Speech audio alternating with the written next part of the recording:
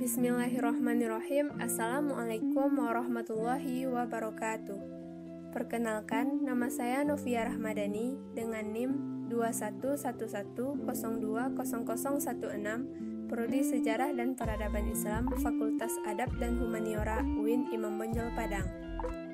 Pada kesempatan kali ini, saya akan memaparkan sedikit mengenai beberapa bentuk peninggalan prasejarah non-bendawi beserta bukti konkretnya yang ada di sekitar lingkungan. Peninggalan zaman prasejarah tidak selalu berupa benda atau artefak. Kebiasaan hidup, tradisi, budaya, dan nilai-nilai juga termasuk pada peninggalan zaman prasejarah. Saat ini, masih banyak dijumpai kegiatan masyarakat yang serupa dengan kegiatan masyarakat prasejarah. Di antaranya, berburu binatang, meramu atau mengolah makanan, menggunakan batu sebagai alat penumbuk atau penghalus bahan makanan, hidup secara berkelompok atau membaur dengan masyarakat lain, dan cenderung berpindah mencari lokasi yang lebih aman jika terdapat bencana atau bahaya, serta masih banyak lagi. Pada kesempatan kali ini, saya akan menjelaskan beberapa di antaranya beserta bukti nyata yang ditemui di lapangan. Yang pertama yaitu tempat ibadah dibuat menyerupai Punden Berundak. Punden Berundak sendiri pada masa prasejarah adalah bangunan bertingkat dari batu yang disusun dan difungsikan sebagai tempat pemujaan roh nenek moyang. Maka, saat ini corak unsur budaya dari zaman prasejarah tersebut dapat ditemui pada bangunan masjid. Pada masa awalnya, bagian atap masjid dibangun dengan bentuk tumpeng yang bertingkat dengan jumlah ganjil. Secara sederhana, arsitektur ini serupa dengan bentuk bangunan Punden Berundak yang berupa batu yang disusun bertingkat pula. Salah satu contohnya adalah Masjid Tuo Pincuran Gadang, yang berlokasi di Jorong Batu Baselo, Nagari Matohilia, Kecamatan Matur, Kabupaten Agam. Interior masjid ini memiliki 9 tiang dari kayu yang terkonsentris pada satu tiang besar di tengah masjid. Di sini, kita tidak fokus pada dimensi waktu pembangunan masjid ini, melainkan titik perhatiannya adalah pada arsitektur atap masjid yang memiliki ciri yang sama dengan bentuk Punden Berundak. Jika kita memperhatikan pada bagian atap masjid, maka terlihat bentuk segitiga yang berjumlah 3 tingkat. Disinilah letak unsur akulturasi peninggalan zaman prasejarah Punden Berundak terhadap bentuk tempat ibadah seperti masjid yang juga dapat ditemui pada candi.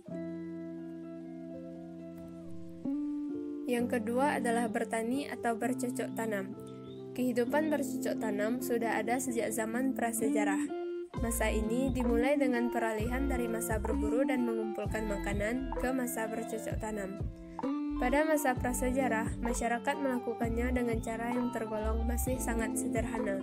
Dimulai dengan membuka lahan, menambangi pohon, membakar ranting, kemudian menanaminya dengan biji-bijian dan bibit tanaman.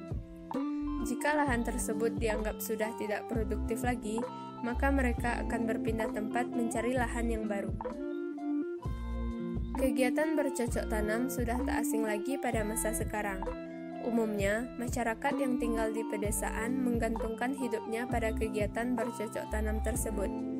Maka aktivitas ini bukan hal yang baru lagi bagi kita, sebab sudah ada sejak zaman manusia prasejarah.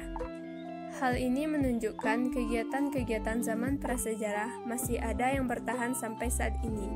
Hanya saja, pada zaman sekarang, aktivitas bercocok tanam sudah didukung oleh perkembangan ilmu pengetahuan dan teknologi. Yang ketiga adalah keahlian membuat gerabah. Pada masa prasejarah, manusia mulai mengenal gerabah sejak dikenalnya tradisi bercocok tanam. Kurang lebih diperkirakan 10.000 tahun yang lalu. Manusia prasejarah membuat gerabah dari tanah liat dan dibentuk sedemikian rupa dengan teknik yang sederhana. Mereka memanfaatkannya sebagai wadah, penampung air, dan sebagai bekal kubur dalam upacara keagamaan. Kepandaian membuat gerabah ini masih berlanjut dan bertahan sampai saat ini. Bahkan dijadikan sebagai bisnis yang menjanjikan di sebagian daerah. Masyarakat modern menggunakan gerabah untuk berbagai hal seperti alat dan perkakas dapur. Bedanya, pada zaman sekarang, aktivitas membuat gerabah ini juga telah disokong oleh berbagai kemajuan dan perkembangan zaman dari waktu ke waktu.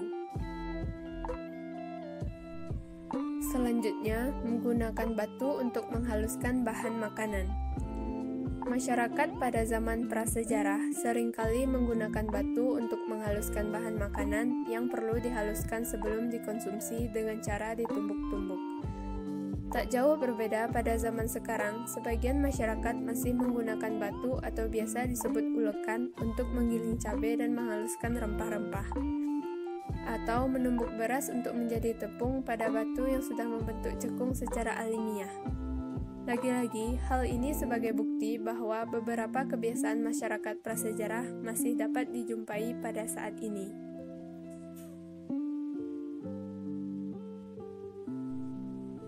Dan yang terakhir adalah cenderung memusatkan kegiatan pada sumber mata air. Seperti yang kita ketahui, manusia zaman prasejarah pada umumnya tinggal di sekitar wilayah yang terdapat banyak air, seperti sungai, danau, rawa, dan lain-lain. Karena di wilayah tersebut juga mereka dapat mendapatkan sumber makanan seperti ikan. Begitu pula dengan zaman sekarang, air merupakan salah satu elemen yang tidak dapat dipisahkan dari kehidupan manusia. Hampir semua kegiatan dan aktivitas manusia membutuhkan air. Saat ini, kita cenderung sering mendatangi sumber air untuk mendapatkan air yang bersih dan jernih untuk kebutuhan sehari-hari. Jika terdapat sumber mata air di suatu tempat, maka orang-orang akan sering menuju ke sana untuk berbagai kepentingan dan keperluan. Dari beberapa bentuk tradisi, kebudayaan, dan keahlian masyarakat prasejarah yang telah dijelaskan sebelumnya, poin penting yang dapat kita pahami di sini adalah tidak semua tradisi masyarakat prasejarah lenyap begitu saja ditelan oleh waktu.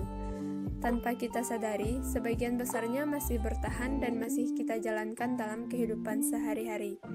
Dan satu lagi, peninggalan zaman prasejarah tidak selalu berbentuk benda dengan bukti fisik yang dapat diindra.